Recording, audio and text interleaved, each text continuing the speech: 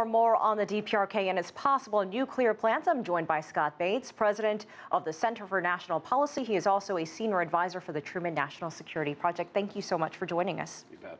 What do we really know about the DPRK's nuclear and missile capabilities at this point?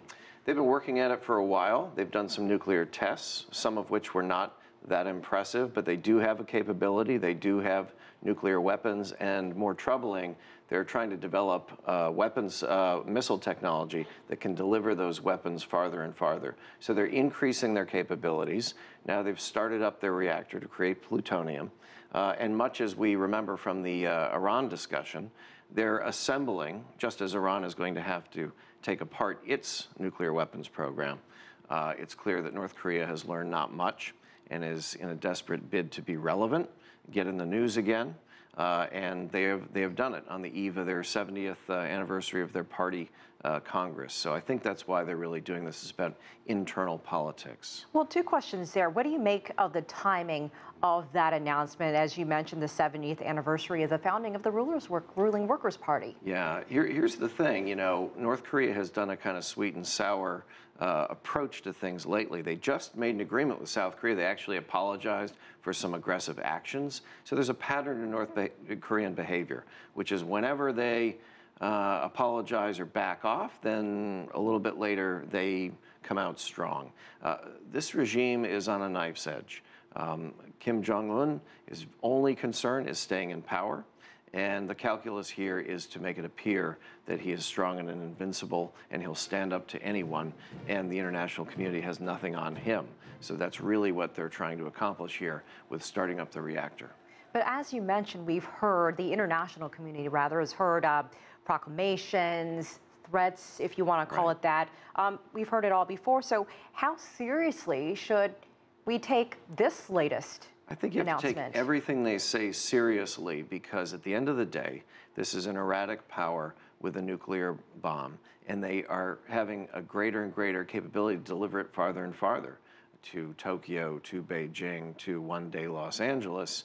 So we have to keep an eye on them, there's no doubt. But I do have to say, if there's any silver lining to any of this, it's on the eve of Xi Jinping and President Obama meeting.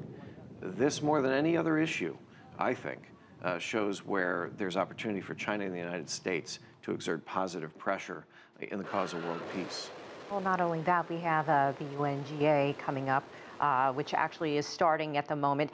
How do you see the next few days, the next few weeks as we progress here? Could the international community initiate more talks with the DPRK, or could they actually impose more sanctions against this country? I don't know how much more sanctions are going to do. This is, as your report mentioned, the most sanctioned country on earth.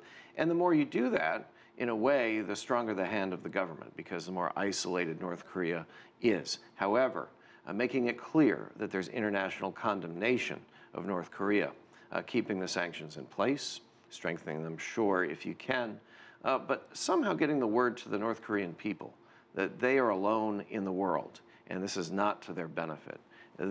We really have to work with allies to figure out how to deliver that message in a better fashion. And working with allies, could we see more talks initiated?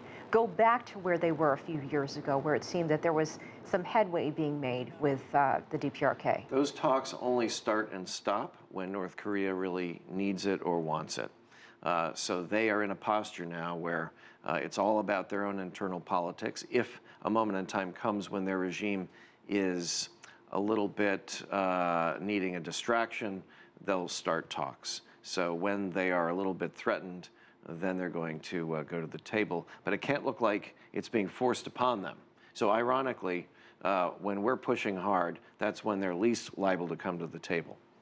We've seen this, as you mentioned, for a long time. I think behind the scenes, very tough diplomacy by the U.S. and China together. Those are voices that cannot be ignored in Pyongyang.